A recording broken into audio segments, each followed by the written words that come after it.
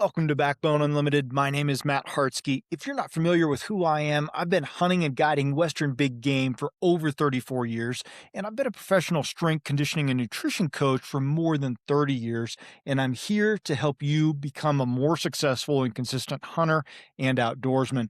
In this episode, we're breaking down something that frustrates more shed hunters than almost anything else: walking all day, covering good country, and still coming home empty handed while somebody else finds antlers in the same general area.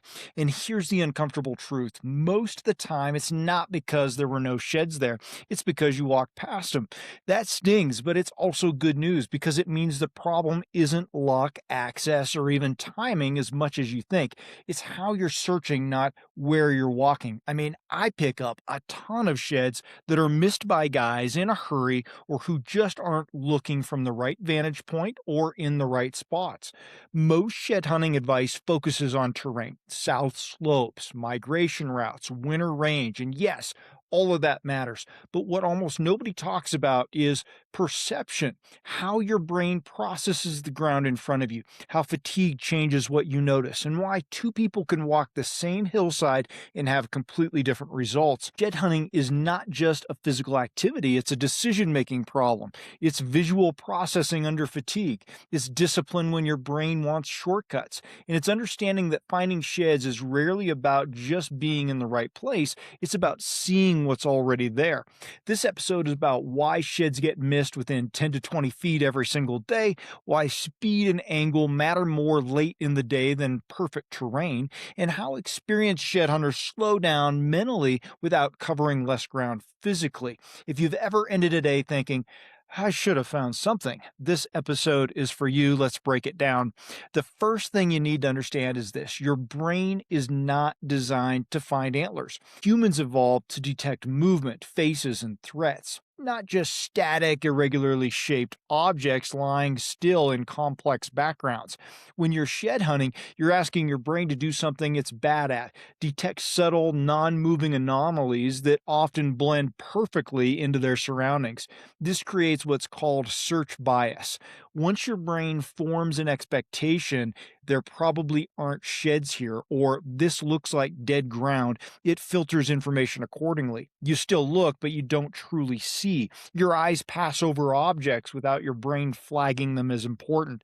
That's why sheds get missed in obvious spots. It's not that they were invisible, it's that your brain decided they weren't worth processing. Another layer of bias comes from confirmation. If you haven't found anything in an hour, your brain quietly concludes the area is empty. From that point on, your attention drops. You walk faster. Your scan narrows. You stop interrogating shapes. Experienced shed hunters don't eliminate bias, they manage it. They assume sheds are present always until proven otherwise. They treat every piece of ground as potentially productive, even after long dry spells. That mindset keeps their visual processing engaged far longer than a lot of people realize. If you approach shed hunting thinking, I'll find something if it's here, you're already behind. You have to approach it thinking, there is something here, I just haven't seen it yet. And that single shift changes how carefully you look. Most sheds aren't missed because hunters were miles away. They're missed because hunters were too close a lot of times. Study enough recovered antlers and one pattern becomes obvious. A massive percentage of sheds are found within 10 to 20 feet of established travel routes, glassing paths, benches, and contour lines that hunters already walk. The problem isn't proximity, it's angle and attention. When you walk, your eyes naturally fix about 10 to 15, maybe 20 feet ahead, slightly downhill. Anything outside that narrow cone gets less processing. Sheds that lie just off angle, partially obscured by grass, brush, or snow texture, often fall into your peripheral vision, where they're registered but ignored. Another issue is shape fragmentation. A shed antler rarely looks like an antler from every angle. Tines disappear, main beams align with sticks, bases look like rocks. Your brain dismisses partial information unless you to slow down enough to interrogate it. This is why so many sheds are found after somebody walks past them, turns around, or approaches from a different direction. The shed didn't move, the angle changed. Experienced shed hunters instinctively change angles without even realizing it. They side hill instead of walking straight. They zigzag subtly. They pause and scan backward occasionally. All of this forces the brain to reprocess the same ground differently. If you only view terrain from one direction, you're guaranteed to miss antlers that only resolve visually from a different angle. The 10 to 20-foot zone is the danger zone, not because sheds aren't there, but because your brain thinks it already understands what it's seeing. Early in the day, speed feels productive. You're fresh, your eyes are sharp, you're motivated. In those hours, covering ground can work. Late in the day, though, speed becomes your enemy. As fatigue sets in, your brain begins conserving energy without you even realizing it. It narrows focus. It relies more heavily on pattern recognition instead of detailed analysis. That's efficient for survival, but terrible for shed hunting. This is when most sheds are missed. Hunters often speed up late in the day without realizing it. They want to finish a loop. They're thinking about the truck. They're mentally transitioning out of hunt mode. Their eyes are still open, but their processing depth collapses. Experienced shed hunters do the opposite. They intentionally slow their visual speed, not their walking speed. They stop scanning wide and start scanning deliberately. They shorten their focal distance. They look for curves, contrast, and negative space instead of antler shapes. This is why so many last light finds happen close to where somebody already walked earlier. The difference isn't luck, it's that the brain finally slowed down enough to see. One of the best habits you can build is a final hour discipline. Commit to hunting the last hour of daylight with more intention than the first. Shorten your steps, widen your angles, rescan ground you already covered. Most people quit mentally before they quit physically in any endeavor, and that's where sheds get left behind.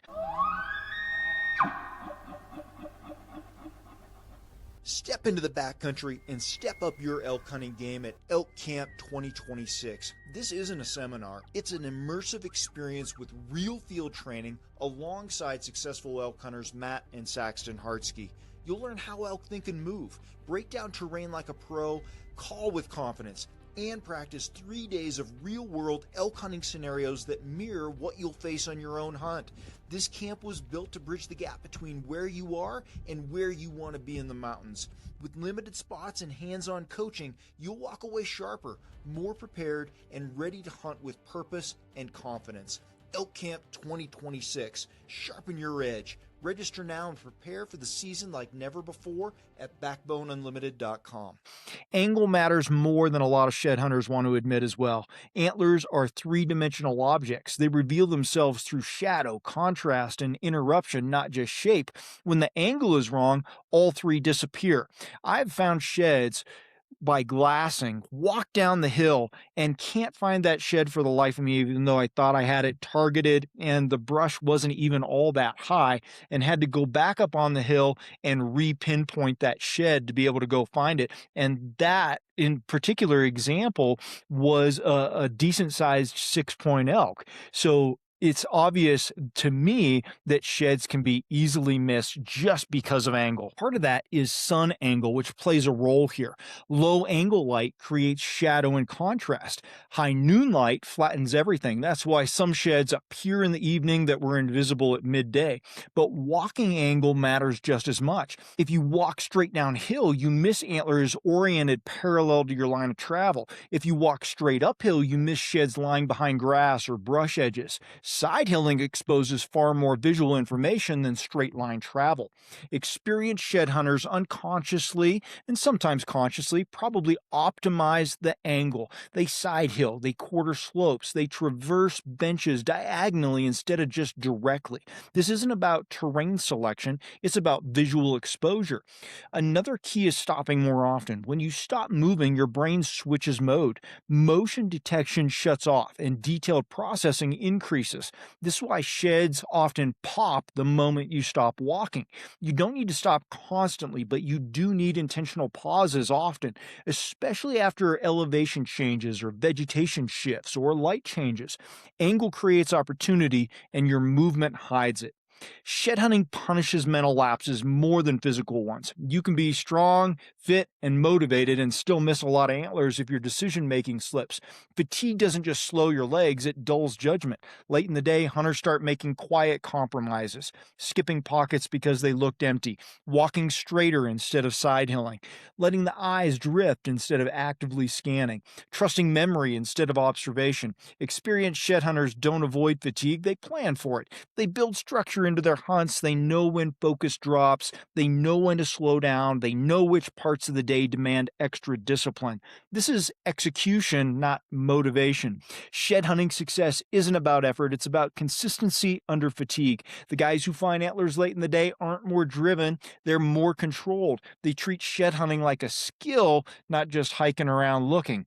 If you've walked past sheds, it's rarely because you weren't in the right place, it's because perception broke down. Human search bias filters what you see. Speed reduces detail. Fatigue narrows your attention. Angle hides information, and mental shortcuts quietly erase opportunity. The best shed hunters I know aren't just lucky, they're disciplined. They slow their minds without slowing their feet. They assume sheds are present everywhere until proven otherwise. They manage fatigue instead of surrendering to it. When you fix how you search, sheds stop feeling so random. If you're serious about taking this kind of knowledge deeper, that's exactly why I built Team Backbone. It's more than just a membership, it's a way to sharpen your edge with exclusive tools, strategies, and a tribe of relentless hunters. Inside, you're going to get 20% off site wide on all Backbone Unlimited gear, the option to have a t shirt shipped to your door every month, full access to the digital content vault of guides, checklists, and backcountry strategies, a private Facebook group with direct access to me and a community of driven hunters, direct call, text, or email access to me for personalized advice on training, hunting, shed hunting, or just sharpening your edge, and automatic entry into monthly gear giveaways. This is built for the guys who train for the hunt, push themselves in the off season, and want to be part of a tribe that makes them better. If you're ready for that kind of inner circle, then Team Backbone is waiting for you at backboneunlimited.com underneath our membership tab. Thanks for being here. I appreciate each of you. Until next time, train harder, hunt smarter, and never settle.